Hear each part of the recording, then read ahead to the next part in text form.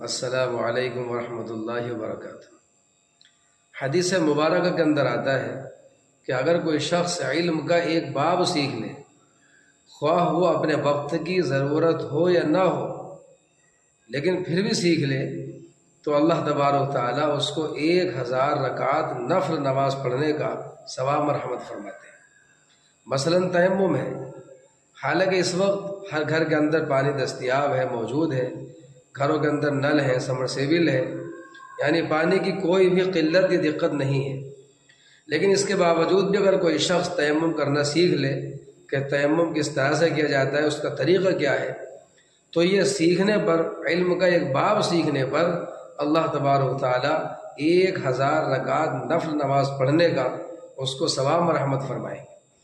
تو تیمم کا جو طریقہ ہے وہ یہ ہے کہ آپ پاک مٹی پر یا پاک زمین پر یا ہر وہ چیز جو جلانے سے نہ جل سکے، پگھلانے سے نہ پگھل سکے، آپ مٹی پر یا پتھر پر، زمین پر آپ اپنے دونوں ہاتھوں کو اس طرح سے ماریے، اور دونوں ہاتھوں کو اس طرح سے مارنے کے بعد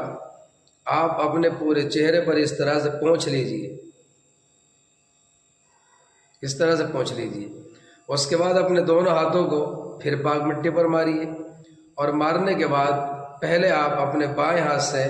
دائیں ہاتھ کا نچلا جو حصہ ہے اس پر اس طرح سے پھیر دیجئے، پھر اوپر والے حصے پر پھیر دیجئے، اور پھر آپ اپنے دائیں ہاتھ سے بائیں ہاتھ کے نچلے حصے پر پھیر دیجئے اس طرح سے، اور پھر اوپر والے حصے پر اس طرح سے پھیر دیجئے۔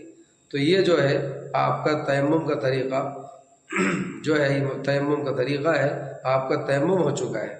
اگر آپ کو غسل جنابت کرنا ہے یا آپ غسل کی حاجت میں ہیں، تب بھی